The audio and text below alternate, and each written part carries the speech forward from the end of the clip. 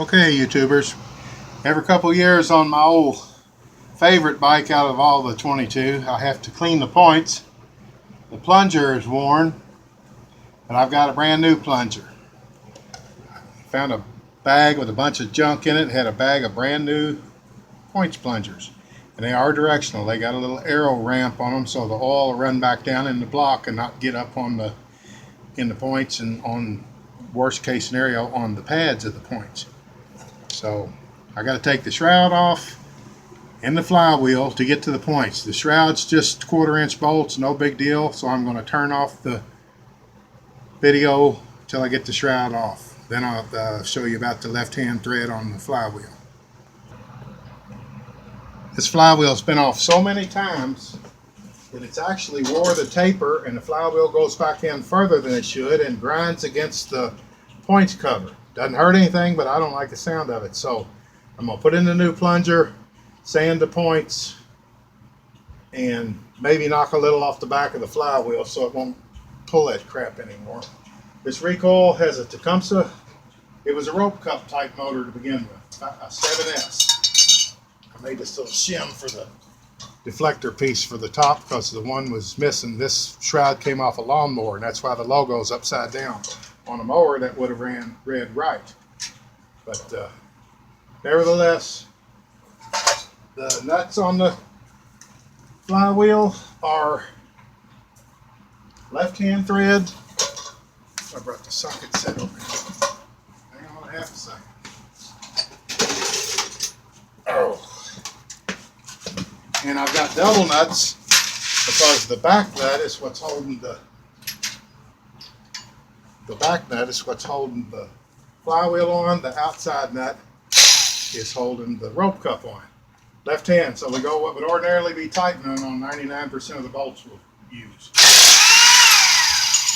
All right, here's it comes the rope cup, filed out, no more than what's needed. Oh, another thing I want to do, file off the back of the flywheel, knock a little off of them edges on the nut that goes against the flywheel, because last time I did it, I watched little pieces of aluminum coming up off the edge of the flywheel. It's actually shaving a little, but I didn't like it.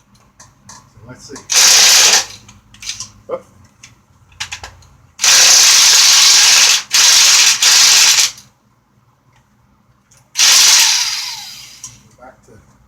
Back to flush. Take a brass hammer and screwdriver, put a little bit of pressure back here, not much, but I didn't have to have it. Now I got it. All right. Usually you smack it with a hammer to pop it loose on the taper. I'm very surprised that that's not stuck down. But anyway, yeah, I'm going to knock them back edges down just a hair so they don't booger up my flywheel anymore. But it has been touching just ever so, well, there's where it's touching, right there. And right there. Okay. I got it now. All right, well, I'm going to turn the video off, and I'll pick back up after I've done a couple things. We'll get back on it. Okay, I've sanded the points. Got a good clean surface on them.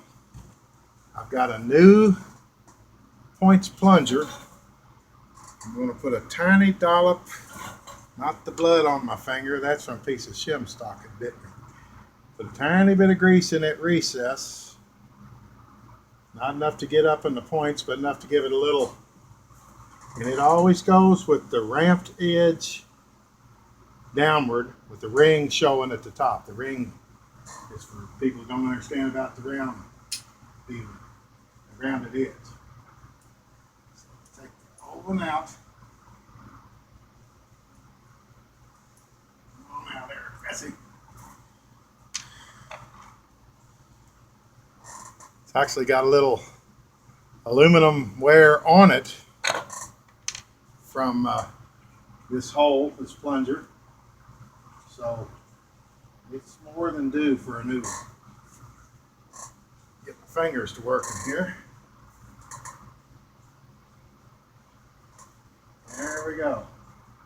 Even with the new one, there's some play, so that hole is worn. points pads are clean. The point springs in its groove on the points. Those are brass coated. That's an expensive original set of points. I was the first one to take this points cover off years ago, and the reason I know that hardening Permatex seal was still stuck to the points cover. When you have to tear that seal off, you know you're the first cat that's messed with it. All right. I'm going to, just for the heck of it, do a little bit one more time on my points, just for the heck of it. Yeah, I can tell that new plunger's taller. I sure can. All right, we're going to bump that down a hair. I don't get real technical with it. 18, 19, it don't make a lot of difference. Don't let people tell you it does. An old motor like this, race car maybe, old rigs. All right, get down here on my knee. Yeah, that's definitely too wide with that new plunger. Okay. Homie can play that. Loosen the points. Break them loose from where they're glued down with that. They got the original points are glued down with that same looking Permatexy kind of goo. So that's another reason I know I'm the first one to fool with it.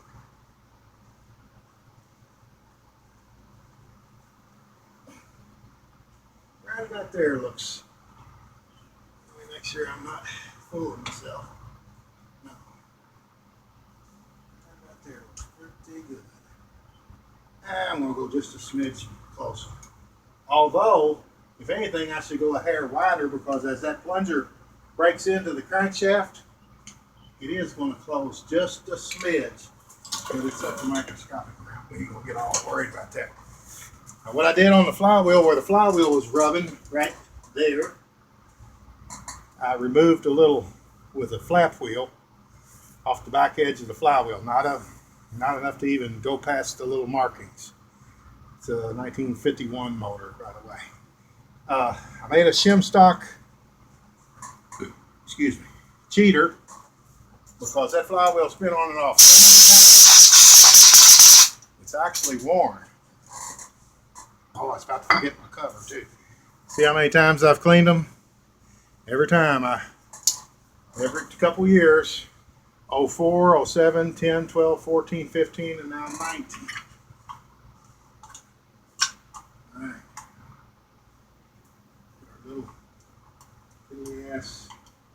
little tiny screws. That's an old coil too because it's got the thick laminate. It's only got about 8 laminates. The newer ones have thinner laminates, so there's more of them. And a good rule of thumb is, these aren't magnets, but these are legs. If you got 3 legs on your coil, you need a flywheel with 2 magnets. If you got 2 legs on your coil, you need a flywheel with 2 magnets and a slug in between it that looks like a 3rd magnet, but it's really not. It's just a piece of steel. If you don't, you'll crank yourself silly and have pathetic spark. They'll halfway run with the wrong flywheel and wrong coil, but it is not right. And I learned it the hard way on my boss's dad's machine of all things. Couldn't have been a worse person to have, because he was my buddy and I really wanted to impress him. He was, Albert was a cool old dude. All right, I'm gonna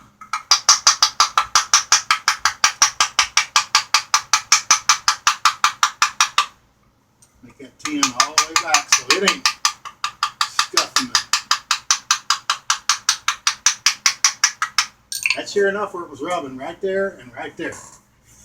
The hardest part is going to be the hardest part's going to be dealing with this key and shim stock. Notice my fancy hone there. Don't you hate to hear people call a hone home? I'm going to home it a little bit. Okay. Why don't you just go home? Now I'm being a smart aleck. No, I'm having fun, really. I love this kind of stuff. If I didn't, I wouldn't do it. Push my key in until it's just about flush with the... Probably don't want it. There we go. Just about flush. See, when you make shim stock, you got to cut it round with a curvature to make up for the fact that the outer diameter is smaller than the back end. This might make me bring forth bad words. I hope not. I don't want to get no YouTube trouble. I enjoy making these videos though. I'm retired. I have nothing to do. That's a lie. I've got a million things to do, but I have nothing I absolutely have to do. So this is my Bessie. This is my retirement fun. All right, you see where I'm going with this? To save you from getting bored to death, I'm going to turn it off and I'll turn it back on. I get the flywheel on and get my shim stock in, and we'll see if it'll run. All right, just so I'll know if I'm wasting my time or not, put a rope on here and cheat before I put the shroud on, make sure I got good fire and got my points. So we're going to watch right there. See if we got a good. Oh yeah, that'll knock the snot out of you. That's a good spot. Speaking of waste, am I wasting my time? One time I was out front blowing leaves, and every time I blow them, they blow right back. I should have known better and tried to do them on a windy day, but I had the desire to do it, and that's when I tried. They were blowing right back at me, and these two girls were sisters. They would walk in the subdivision sometimes. They got down by where I was. I just, in casual conversation, said, "Am I wasting my time here?" They must have been talking about men anyway, because one of them says, "Yeah, we're both basically married." She thought I was hitting on her, but I wasn't. I'm going to turn it off and redo this bread, then I'll come back, turn it back on again. All right, I bradded that, took a nail, re-bradded that tab on that recoil. That recoil is off a lawnmower, and it is necessary because without those two tabs, it's just a slip notch and one screw, one bolt. It really ain't enough. So now we're going to, shouldn't take but just a couple minutes. So I'm going to leave the camera going. I do find that I guess it's the kid in me. When I get to doing something like this, I get in a hurry. Because I know I'm eating up time, and I know people don't want to spend their whole damn evening or whatever watching all this stuff. But I'm having a ball. I'm retired, and I've got time on my hands, and this is what I'm going to fill it with. I'm up to 22 bikes. And some real crazy projects. Took one of the old carburetors with the tank underneath it, like this motor would have had when it was new, and made a float bowl out of a Harley Davidson golf car, the old electric kind nobody wants. Took a Harley Davidson golf car voltage regulator lid and made a bowl.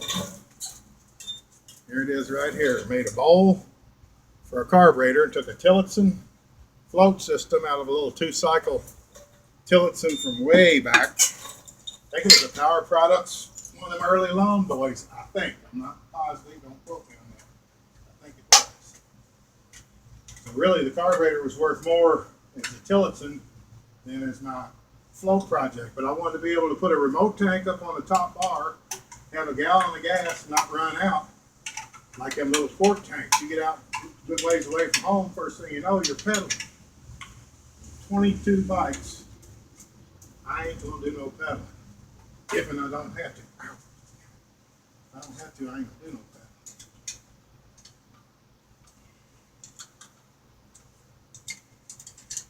These two little tabs on top are sort of self-centering. Wherever they fall, that's where you tighten them down.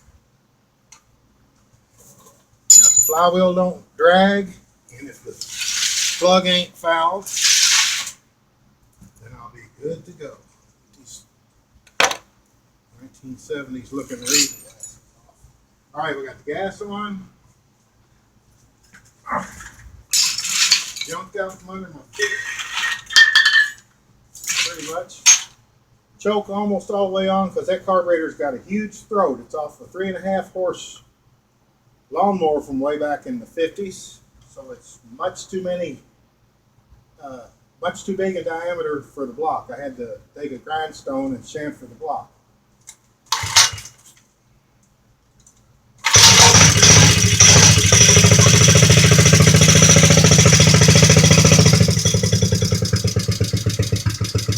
I'd take my thumb and I'd mash it up against the block, and it'd leave a little ring where the intake port was, and then I'd mash it against the carburetor, and it'd leave a little ring.